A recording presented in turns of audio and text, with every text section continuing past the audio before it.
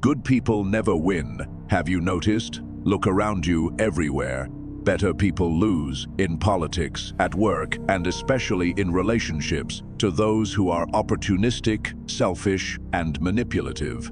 Again and again, people choose the worst among them. Sometimes even criminals. Not only do they choose them, they replace the good ones. The ones who support them. The ones who help them grow.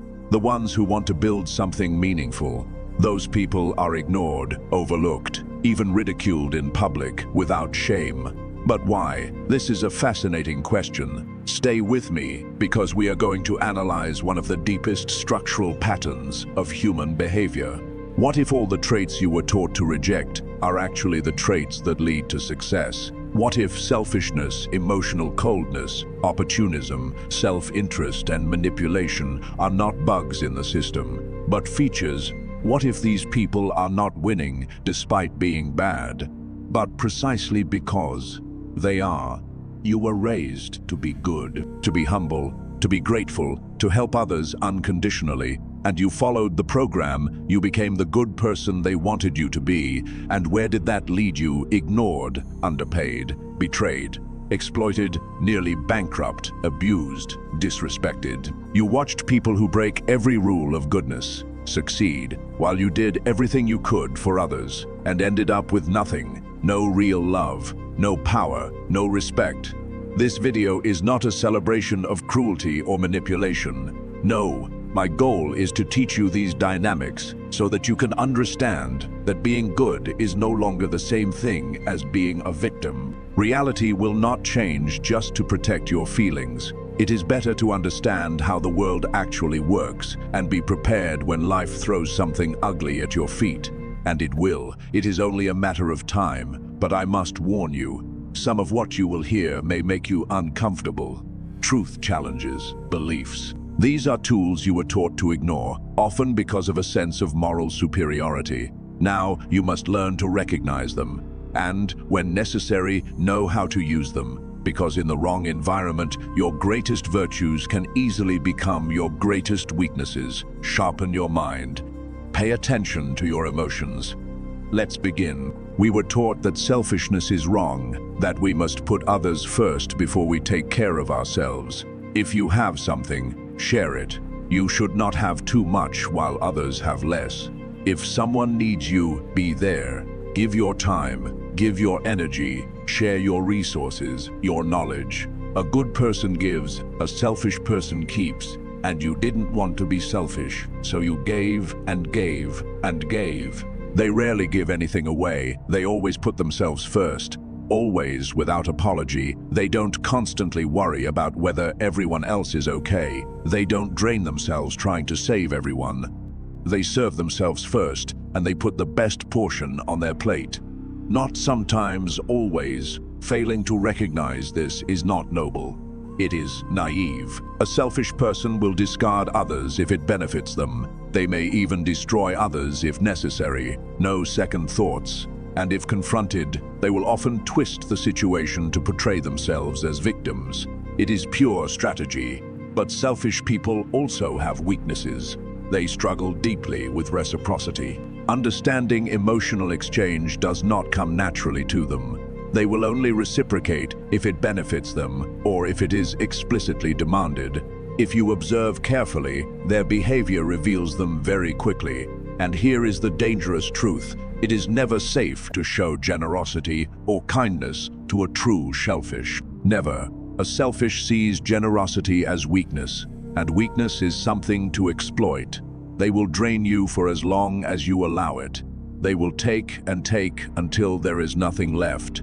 They do not see greatness in generosity. They simply think, how much more can I get from this person? To them, you are a resource, a target. Someone who empties their own tank to fill the tank of others. You are not being appreciated. You are being harvested. The selfish does not feel gratitude. They simply continue the extraction because that is exactly what this dynamic is. Resource exploitation. You are not being good. You are being used. Stop it right now. You are giving to people who would never give anything to you. You are sacrificing for people who would never sacrifice for you. That is not virtue, that is self-destruction. You were also taught to be emotional, to show how much you care, to make decisions based on your feelings.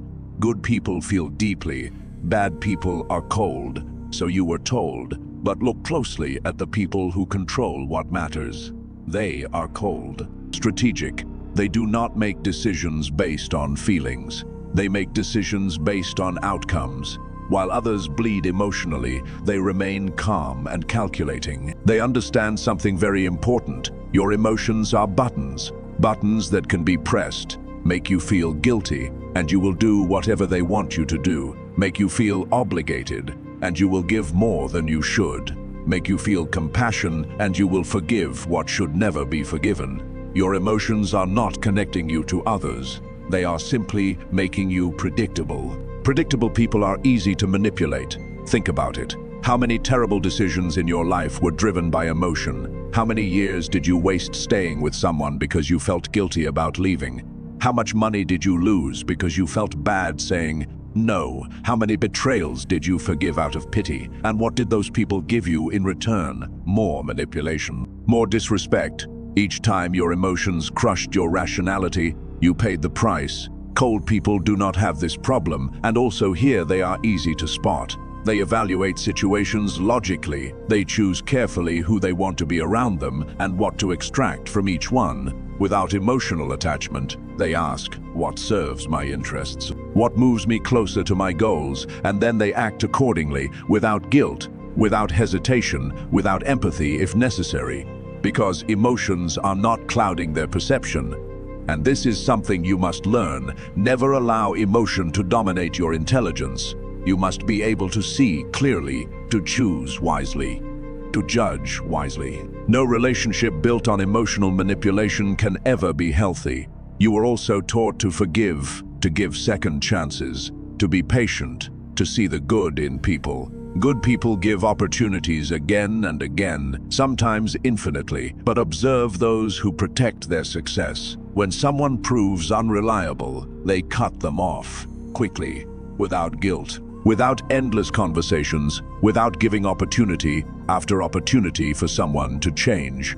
When someone betrays them, it is over. When someone proves untrustworthy, they disappear. No explanations, no drama, just finished. What no one told you about forgiveness is that it often keeps toxic people in your life forever. And slowly, silently, that can destroy you. Every time you forgive someone who betrayed you, you teach them something. You teach them that betrayal has no consequences. That is not virtue, that is madness. How many times have you waited for someone to change? How many times did you ask for different behavior and you are still waiting? Still forgiving, still allowing people who betray you to stay close, draining your energy, your time, your money, your life. Wise people have standards. They do not tolerate repeated disrespect. They do not keep abusive people in their lives. And this is what you can learn from them: self-respect, strong boundaries, healthy relationships. Managing your life like a professional respect is not an accident. It is a structure. Learn to build it. A rational person does not trust words or appearances. They trust observation, verification, patterns. Trust is not a blank check with no expiration date. It is something valuable, and it can be withdrawn at any moment. And then there is one of the most dangerous illusions of all: passion romanticized, glamorized, celebrated in endless poetry. But have you ever noticed how violent being in love feels? It is intoxicating. It consumes your thoughts, your energy, your attention, almost like a disease, because in many ways it is exactly that, an emotional illness. Passion often attacks where something is missing. The victim attaches to traits that someone else possesses, traits that the victim feels it's lacking, traits that suddenly feel irresistible. At its core, passion is usually built around an inner void, a hunger, an emptiness, an energetic imbalance.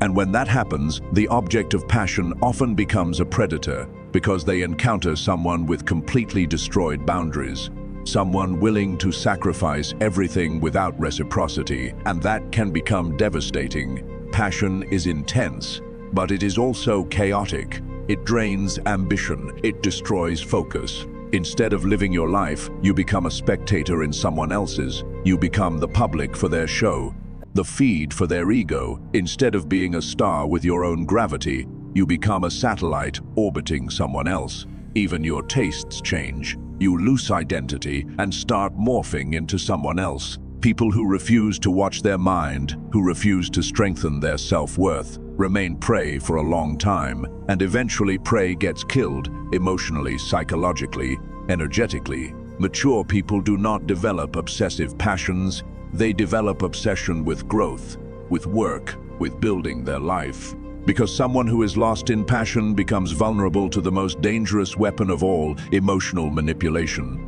And if from this relationships you fall for the trap of having children, you are done. Completely irrational, unable to remove those who abuse them. Do not become that person. If you cannot recognize the tools of malice, it will never be safe for you to be good in a world where success often rewards those who use them. The relationship between your body and your mind is a powerful weapon. Learn to sharpen it, because success does not reward goodness. It rewards strategy, intelligence, evolution, and rationality. I would enjoy to hear your thoughts about this. Leave them on the comments.